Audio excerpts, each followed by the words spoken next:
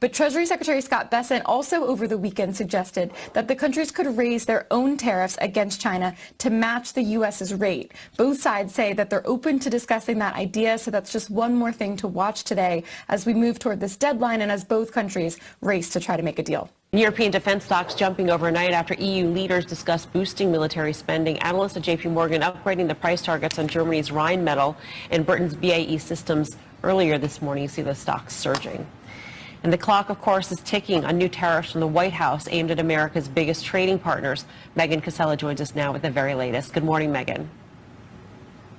Melissa, good morning. So we've been expecting these tariffs of 25% on Mexico, 25% on Canada, but 10% on Canadian energy, and then that additional 10% on China, all set to take effect just after midnight tonight. But negotiations are ongoing to try to reach a deal, and to illustrate just how in flux things are, for the first time yesterday, we heard Commerce Secretary Howard Lutnick suggest that tariffs could potentially take effect at maybe a lower rate. Here's what he said. They have done a lot, so he's sort of thinking about right now how exactly he wants to play it with Mexico and Canada, and that is a fluid situation. There are going to be tariffs on Tuesday on Mexico and Canada. Exactly what they are, we're going to leave that for the president and his team to negotiate.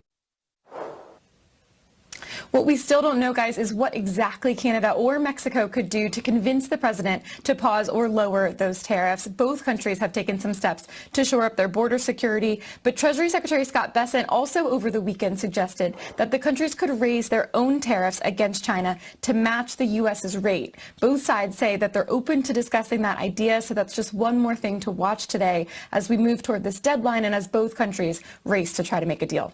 Guys.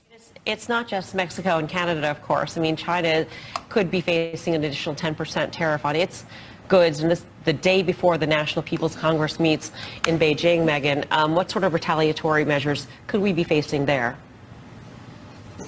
We saw what they did last time. They were immediately putting tariffs on some goods, limiting some exports of critical minerals. They've started blacklisting some American companies, investigating companies like NVIDIA. So it looks like it's not going to be just tariffs, but that's one place to start. They're sort of broadening some of their retaliation, even as overall it's more measured. And one of the things I found was fascinating through the first couple of months of this administration is we know it's been very public, the discussions that are ongoing with Canada and Mexico, but there really hasn't been the same level of negotiation with China. President Trump said a month ago when he put those first 10% tariffs on that he was set to talk with President Xi. He thought within 48 hours.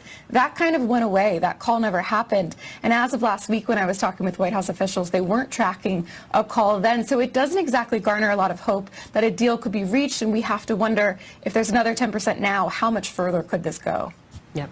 Megan, thank you. Megan Casella. But Treasury Secretary Scott Bessent also over the weekend suggested that the countries could raise their own tariffs against China to match the U.S.'s rate. Both sides say that they're open to discussing that idea, so that's just one more thing to watch today as we move toward this deadline and as both countries race to try to make a deal.